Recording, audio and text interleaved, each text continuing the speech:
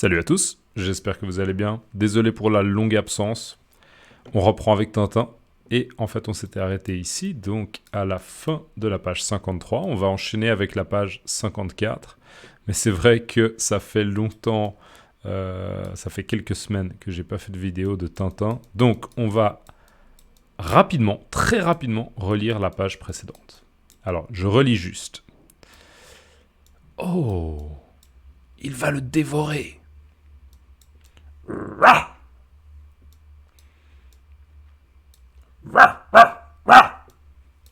Occupons-nous vite de lui maintenant. Ok, donc Milou qui veut s'occuper de Tintin. Il le lèche. Ok. Qu'est-ce qu'il y a encore? Et là, Tintin. Ok. Et Milou.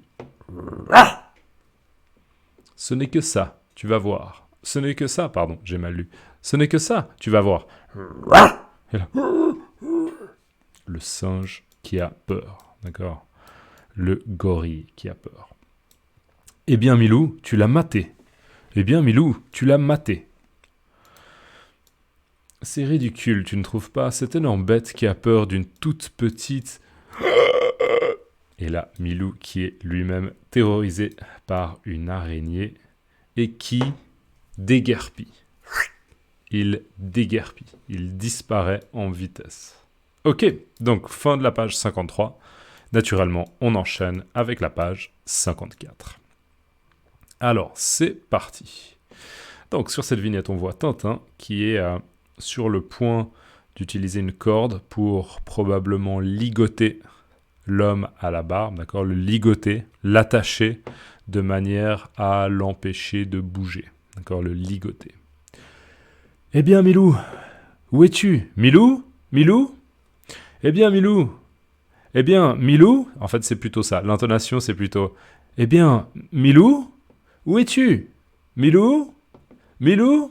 D'accord, donc Tintin qui a bien remarqué que Milou est parti très rapidement parce qu'il a eu peur de l'araignée. Et du coup, il lui dit « Eh bien, Milou, tu es où, Milou ?» D'accord, où es-tu, Milou? Et donc voilà, comme j'ai dit, l'homme barbu est assommé, en fait, il a perdu connaissance, d'accord? Il n'est pas conscient, il a perdu connaissance. Et donc Tintin s'apprête à l'attacher. S'apprête à l'attacher, ça veut dire qu'il se prépare à l'attacher. D'accord? Il s'apprête à l'attacher. Il a comme intention de l'attacher. Allez, deuxième vignette. Là, on a Tintin qui visiblement, probablement a fait le travail d'attacher le barbu et qui ferme la porte. Il referme la porte qui est en fait le box ou bien la cage. La cage... L'enclos, non, c'est pas l'enclos, c'est plutôt une cage ou le box. Moi, je dirais le box. Ça me fait penser un petit peu aux chevaux. D'accord, les chevaux, un cheval, 2 chevaux, 3 chevaux, etc. Les chevaux, souvent, on dit qu'ils ont un box. Mais ouais, encore une fois, ça peut être aussi une cage. Son enclos, ouais. Peut-être qu'on pourrait dire enclos aussi. Je sais pas exactement. Bref. Ah, te voilà, Froussard. Allons, viens. Nous allons continuer nos explorations. Alors, laissez-moi relire ça. Ah, te voilà, Froussard. Allons, viens. Nous allons continuer nos explorations. Et Milou qui dit « Froussard? Moi ?» Donc, Tintin, là, il utilise les clés pour verrouiller la porte. Ça, c'est peut-être du vocabulaire intéressant pour vous. Là, si on zoome un peu, on ne voit pas très bien, la qualité n'est pas incroyable, mais vous voyez, il y a plusieurs clés. Et du coup, très souvent, on utilise le mot un trousseau de clés. D'accord? Là, il y a une clé, visiblement, mais il y a aussi une autre clé là et une autre clé là, si mon interprétation est juste. Et on voit qu'il y a un anneau qui tient ces 3 clés ensemble. C'est ce qu'on appelle un trousseau, ok? Un trousseau de clés. J'ai perdu mon trousseau de clés. Mais très souvent, les gens disent « j'ai perdu mes clés ». Mais voilà, c'est un bon mot à comprendre et à connaître. Un trousseau de clés. En gros, un groupe de clés qui sont attachées très souvent par un anneau ou bien un porte-clés. Okay. Allez, on revient là-dessus. Alors, prenons un petit peu ce qui est dit dans cette bulle, le texte. Ah, te voilà, Froussard. Allons, viens, nous allons continuer nos explorations. Alors, te voilà, en gros, ça veut dire ah, tu es de retour. Te voilà, je peux te voir là maintenant. Donc, il avait disparu et Milou, il est revenu. Froussard, espèce de Froussard. Alors, Froussard, c'est un mot familier qui veut dire quelqu'un qui a peur facilement. Un équivalent, plus ou moins, c'est quelqu'un de peureux. D'accord, quelqu'un de peureux, quelqu'un qui a facilement peur. Un peureux. On peut l'utiliser comme nom également. Un peureux. Un froussard. Pour l'origine du mot, on a aussi le mot la frousse. Avoir la frousse. Oh, j'ai la frousse. D'accord. Avoir la frousse, c'est avoir peur. D'accord. Donc un froussard, c'est l'adjectif. C'est quelqu'un qui a facilement peur. Donc c'est quand même assez péjoratif, quelqu'un de froussard. D'accord. Même si je dirais que c'est un terme qui est un petit peu plus... C'est souvent des amis qui vont dire ça, même si c'est un mot, je pense, qui est maintenant un petit peu démodé. C'est pas un mot qui est très moderne, d'accord. Mais c'est pas une insulte. Vous voyez, c'est pas une insulte, mais ça reste un adjectif relativement négatif, d'accord. Souvent, si on a des enfants qui se disent « Ah, toi, t'es un froussard », probablement que la personne qui entend ça, elle va dire « Non, non, pas du tout, non, non ». Ok. Donc, ah, te voilà, froussard. Donc, pourquoi? Parce que Milou a eu peur de l'araignée. Donc, ah, te voilà, froussard. Allons, viens. Donc, allons, viens, c'est ce genre de mot qu'on utilise pour dire allez, on continue notre chemin, ou bien allez, on va reprendre notre activité, on va continuer notre projet, entre guillemets. Donc, allons, viens, nous allons continuer nos explorations. Donc, on va continuer à explorer, d'accord? Explorer dans le sens où c'est vrai qu'ils sont dans cette espèce de château, ils ne savent pas exactement ce qui se passe, ils ont vu visiblement qu'il y a un trafic de fausses monnaies, que les gens sont des faux monnayeurs, et qu'ils sont en train de produire de l'argent qui est faux. Donc c'est des gangsters, mais il faut continuer un petit peu à explorer le château pour espérer trouver des informations en plus. D'accord? Donc, ah, te voilà, Froussard. Allons, viens. Nous allons continuer nos explorations. Et Milou qui se défend un petit peu. Froussard? Moi? D'accord, donc Milou visiblement qui n'est pas d'accord, qui dit moi, je ne suis pas un froussard, non. D'accord, je n'ai pas peur du gorille. J'arrive même à aboyer. J'arrive même à aboyer et à effrayer le gorille. Mais c'est vrai qu'il a eu peur d'une petite araignée. Donc voilà. Ok, on continue. Vignette suivante. Je vérifie juste parce que ça fait longtemps que j'ai pas fait de vidéo, donc je vérifie que tout fonctionne. Alors, troisième vignette, on a Tintin qui continue un petit peu son chemin et qui a son arme dans sa main droite, d'accord? Donc il est armé, il est prêt à utiliser son arme si nécessaire. Et Tintin dit « Chut, il y a quelqu'un qui parle derrière cette porte, pardon. Chut, il y a quelqu'un qui parle là, derrière cette porte. » Je répète, « Chut, il y a quelqu'un qui parle là, derrière cette porte. » Alors on voit cette espèce de porte là, qui est une porte très très similaire à ce qu'on a vu jusqu'à présent dans le couloir, c'est-à-dire une porte qui a l'air un petit peu blindée comme ça. C'est une porte qui a l'air solide, vous voyez, plutôt métallique. Elle a l'air assez solide. Alors, chut, d'accord, chut en français, c'est ce qu'on dit. Chut, d'accord, vous êtes dans une bibliothèque, d'accord, une bibliothèque. Attention à ne pas confondre le mot bibliothèque et librairie, hein. Particulièrement si vous êtes anglophone. D'accord ? Une bibliothèque, c'est un endroit où généralement on n'utilise pas d'argent, on peut emprunter des livres et après on les rend. On emprunte un livre et après on le rend. Une bibliothèque. Une librairie, on achète le livre. Bref, vous êtes dans une bibliothèque. Si votre téléphone fait... c'est quoi une sonnerie connue de téléphone, un peu insupportable comme ça. Il y a probablement quelqu'un qui va faire chut, chut. D'accord. Parce que dans les bibliothèques, très souvent, il faut parler à voix basse. D'accord. Il faut chuchoter. D'accord, il faut chuchoter. Et surtout, on essaye bien sûr de désactiver son téléphone. Comme ça, s'il sonne, c'est simplement une vibration. Et on ne dérange pas les gens autour de nous. D'accord ?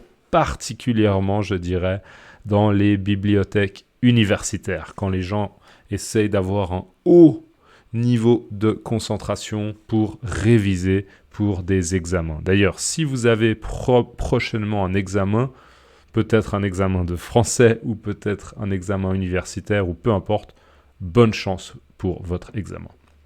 Ok, chut, chut, il y a quelqu'un qui parle là, derrière cette porte. Donc en fait, ce que Tintin est en train de dire, c'est que derrière la porte, d'accord, donc en fait dans cette pièce, on ne sait pas ce qu'il y a dans cette pièce. Peut-être qu'il y a une grande pièce, on ne sait pas ce qu'il y a derrière ce mur. On ne sait pas ce qu'il y a derrière cette porte. Peut-être qu'il y a une grande pièce, peut-être que c'est une petite pièce, peut-être que, je ne sais pas, c'est une cuisine, peut-être que c'est un salon, on ne sait pas, d'accord ? Mais visiblement, c'est ce que Tintin entend, d'accord ? Ses oreilles lui permettent de percevoir cela. Il dit, il y a quelqu'un qui est en train de parler là, derrière cette porte, d'accord ? Derrière cette porte-là. Donc, chut, il y a quelqu'un qui parle là, derrière cette porte. Alors, on se rapproche, et là, on voit, regardez un petit peu les deux bulles, vous voyez un léger contraste entre les deux bulles. Déjà, si vous regardez un petit peu le bord de cette bulle, d'accord ? Donc là, on a la vignette et on a la bulle. Et vous voyez que les bords de cette bulle sont légèrement ondulés. Ils font comme des ondulations, c'est ce qu'on appelle des ondulations. Comme des vagues, d'accord ? Des vagues. Comme des ondes. D'accord ? Un micro-ondes, il envoie des ondes, des vagues, des ondulations. Ondulations. Donc on voit que la vignette fait une légère ondulation et aussi au niveau de la couleur. Vous voyez bien là que le fond, d'accord, ce qu'il y a derrière, le fond de la vignette est blanc. Alors que là, on pourrait utiliser cette expression-là, il est légèrement jauni. D'accord ? Jauni, ça veut dire qu'il prend légèrement la couleur du jaune. D'accord ? Il est un peu jauni. Des fois, chez les personnes qui fument beaucoup, d'accord ? Les gens qui fument beaucoup, des fois, les murs sont un peu jaunis. Ou bien le papier d'un livre, si vous lisez un livre qui est très très très ancien, très souvent aussi, le papier est un peu jauni, d'accord, jauni, qui a une légère teinture jaune. Donc là, on voit que la vignette est ondulée et elle a un fond un peu jauni. On ne sait pas exactement. Peut-être que c'est lié au fait que le son est mauvais. On ne sait pas. On va voir. Je laisse le suspense. Alors, on entend. Je vais parler un peu comme ça. À lui, la première manche, sans doute, mais attendons la suite. Pardon, je vais recommencer. À lui, la première manche sans doute, mais attendons la suite. Le voilà qui vient vers nous, il approche. C'est étrange. Alors je vais lire avec une voix normale. À lui la première manche sans doute, mais attendons la suite. Le voilà qui vient vers nous, il approche. Alors, on ne sait pas exactement de quoi il parle, mais à lui la première manche. À lui, donc... On parle de quelque chose ou de quelqu'un de masculin, donc ça peut être peut-être Tintin. À lui, la première manche. La première manche, ça veut dire le premier tour de la confrontation. D'accord ? La première manche. La première manche, par exemple... Est-ce qu'on dit la première manche d'un match de foot ? Non, on dit la première mi-temps. Mais vous voyez, c'est à peu près comme une mi-temps d'un match de foot. C'est le premier round d'un match de boxe. Vous voyez, c'est un peu la même idée, la première manche. Donc, à lui, la première manche, sans doute. Oui, c'est clair, c'est lui qui a gagné la première partie de la confrontation ou de la compétition, ou peu importe. D'accord ? Il a gagné la première partie. Mais, attendons la suite. D'accord ? Ça veut dire, c'est pas définitif comme résultat. Le voilà qui vient vers nous. Il approche. Donc ça veut dire, si on parle d'un homme, peut-être Tintin, ça veut dire qu'il est en train de venir vers nous, il approche. Donc visiblement, c'est peut-être un des gangsters qui dit « Ok, Tintin, il a peut-être gagné la première manche, c'est sûr, d'accord, parce qu'il a assommé des hommes Il a réussi à s'approcher aussi de l'île, d'atteindre la destination, l'île. Mais attendons la suite, d'accord? On va pouvoir faire quelque chose. Le voilà qui vient. Donc, il y a Tintin qui vient. Il l'approche, d'accord? Et là, on voit Tintin qui visiblement, en tout cas, a l'impression qu'on parle bien de lui. On voit qu'il a un visage très très sérieux. Et on va voir ce qu'il fait, d'accord? Alors, il décide soudainement de dire « Oh les mains !» D'accord? Donc en fait, il ouvre la porte est fermée, mais elle n'est pas verrouillée. D'accord? Il n'y a pas besoin de clé, il n'y a pas besoin d'un trousseau de clés pour ouvrir cette porte. La porte est ouverte. Enfin, elle est fermée, mais elle n'est pas verrouillée. On peut l'ouvrir facilement. Et il dit « Oh les mains !» D'accord? Oh les mains. Oh les mains, ça veut dire mettez les mains comme ça, car je veux les voir pour vérifier que vous ne prenez pas un pistolet pour vous défendre. D'accord? Donc, oh les mains. Ça, c'est une action un peu soudaine, rapide. Il fait ça avec rapidité, dans le but de surprendre ces hommes-là. Alors, qu'est-ce qu'on voit là? On voit que Tintin est entré dans un espèce de salon. On voit un petit peu du mobilier, là, des meubles. On voit visiblement un téléviseur, une télévision, des décorations, un tableau, peut-être une sculpture. Je pense que c'est en fait également un tableau, une petite lampe, un téléphone, un bureau, visiblement. D'accord? Et en fait, on voit que le son, visiblement, le son qu'on entendait avant, en tout cas, vous voyez, encore une fois, on voit des ondulations et quelque chose de légèrement jauni. En fait, c'est la télé. D'accord? Un dernier looping. Et on voit, en fait, à la télé, est diffusé, visiblement, en tout cas, sont diffusées des images d'un avion. D'accord? Un avion qui est en train de voler et qui est en train de faire un looping. Ce qu'on appelle un looping en français, c'est... Si je prends ma bouteille d'eau, d'accord, qu'elle fait un looping, elle va faire... D'accord? Elle a fait une boucle, elle a fait un looping, d'accord? Et donc Tintin, en fait, est surpris, il dit « Un appareil de télévision. Un appareil de télévision. » Alors ça alors, un appareil de télévision. En fait, Tintin pensait que on parlait de lui, là, mais en fait, c'est un appareil de télévision, d'accord? On va revenir à ça en ayant en tête que c'est un appareil de télévision. On va y revenir, d'accord? On va y revenir. Donc, un dernier looping. Alors, on dézoome un tout petit peu et on regarde celle de droite. Alors, regardons. Un dernier looping et vignette suivante, on voit que Tintin, en fait, se rapproche un petit peu. D'accord, il se rapproche un petit peu du téléviseur, de la télé.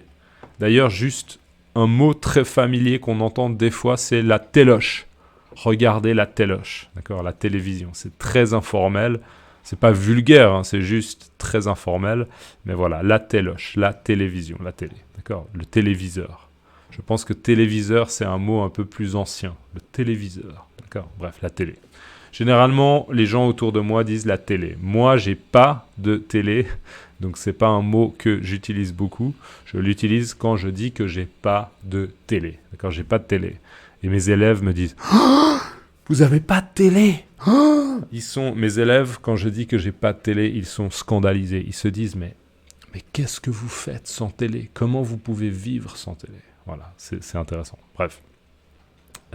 Et donc, le téléviseur, en fait, la voix dans la diffusion du programme dit « Et William Smith, le roi de l'acrobatie aérienne, revient au sol, longuement acclamé par la foule. » Donc ça veut dire que William Smith, qui est visiblement l'homme qui pilote cet avion, c'est le roi de l'acrobatie aérienne. Ça veut dire que William Smith, quand il conduit un avion, il arrive à faire des loopings. Ok, il fait des loopings et il fait des choses... il fait des acrobaties, ce qu'on appelle des acrobaties. C'est des choses qui sont difficiles à faire et qui sont impressionnantes dans le ciel ou bien dans le cirque. D'accord ? Dans le cirque aussi, on a des acrobates. D'accord ? Donc, il fait des acrobaties aériennes incroyables. Et donc, le roi de l'acrobatie, c'est lui. Et là, en fait, il a terminé ce qu'il faisait et donc il revient au sol. On pourrait utiliser simplement le mot « il atterrit ». D'accord, il atterrit. Donc il revient au sol et il est longuement acclamé par la foule. Ça veut dire quoi être longuement acclamé par la foule? Acclamé, ça veut dire « Ouais, génial, magnifique, tu es le meilleur !» D'accord, acclamé par la foule. Et la foule, c'est quoi?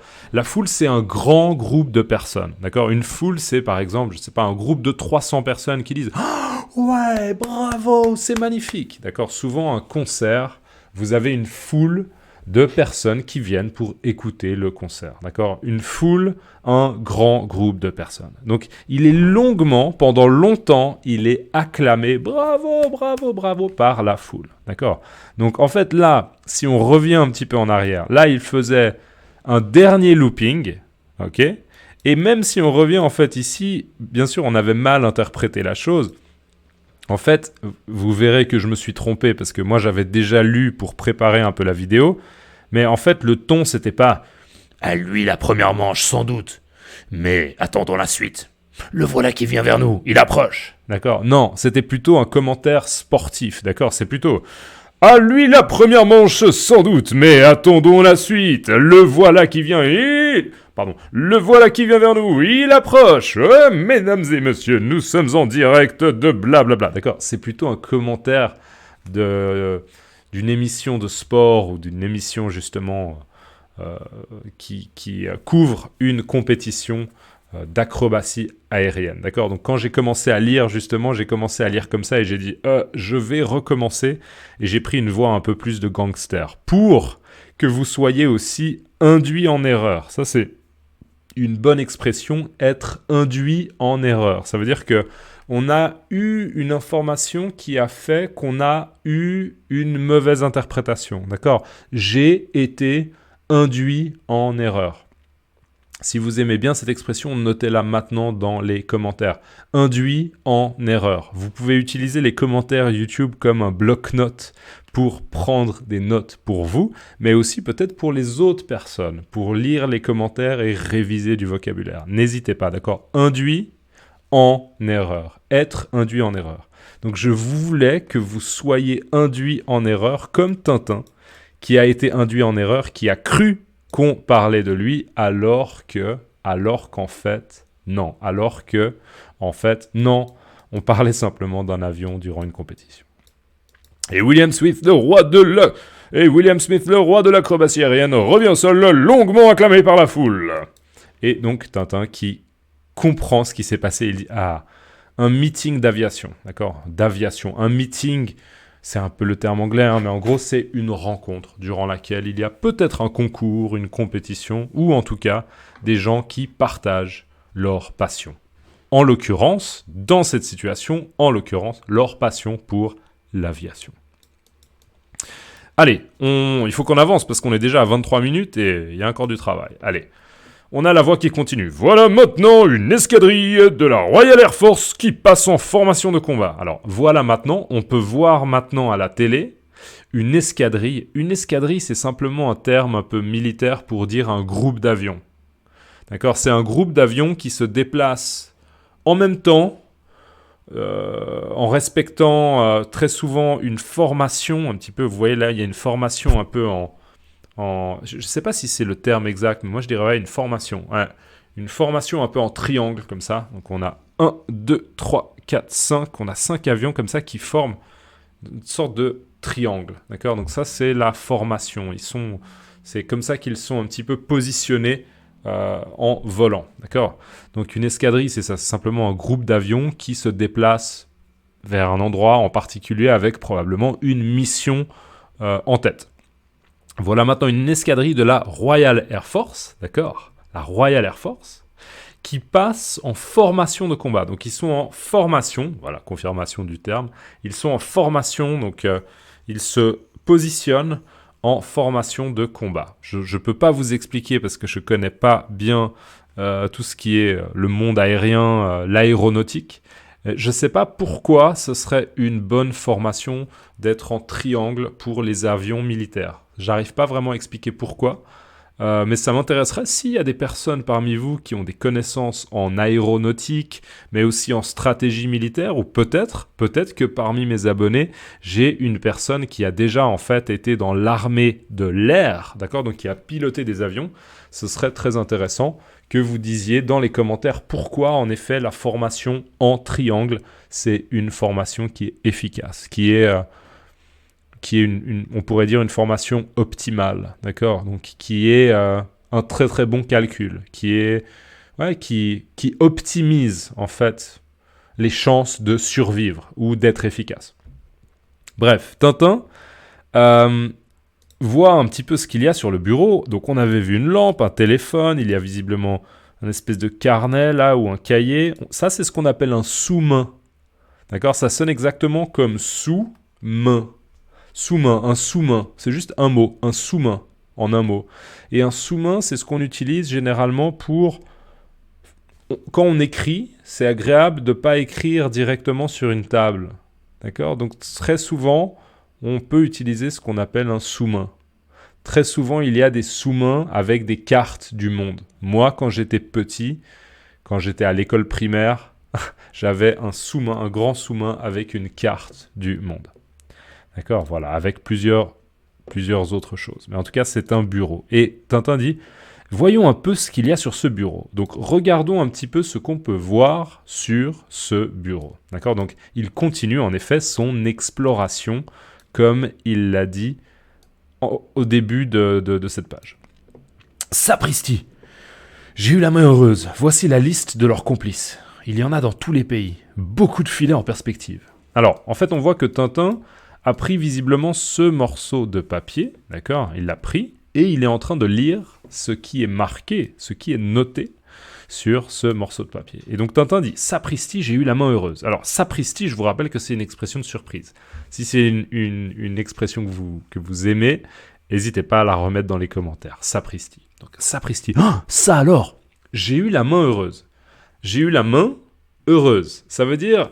Heureuse, c'est un peu aussi dans le sens de qui a de la chance dans ce contexte. Donc ça veut dire, j'ai eu la main heureuse, ma main, elle a pris quelque chose et il se trouve que c'est une information, ce sont des informations qui sont très très riches, qui sont très très utiles. Donc j'ai eu de la chance avec ma main. Voilà. Paraphrase, j'ai eu de la chance avec ma main. D'accord? J'ai eu la main heureuse. Voici la liste. Donc là dans la main, voici, ici, je peux voir la liste de leurs complices. Alors, c'est qui les complices? Les complices, c'est des gens qui travaillent avec quelqu'un d'autre, ou pas forcément avec, mais qui sont dans le même camp. D'accord? Si vous êtes complice de quelqu'un, ça veut dire que vous n'êtes pas forcément très très proche, mais vous avez plus ou moins les mêmes idées, plus ou moins les mêmes opinions, et vous êtes solidaires l'un avec l'autre, d'accord? Vous êtes complices. Et donc là, en fait, ce que Tintin dit, c'est qu'il y a une liste de tous les complices du docteur Muller, d'accord? Le méchant docteur Muller.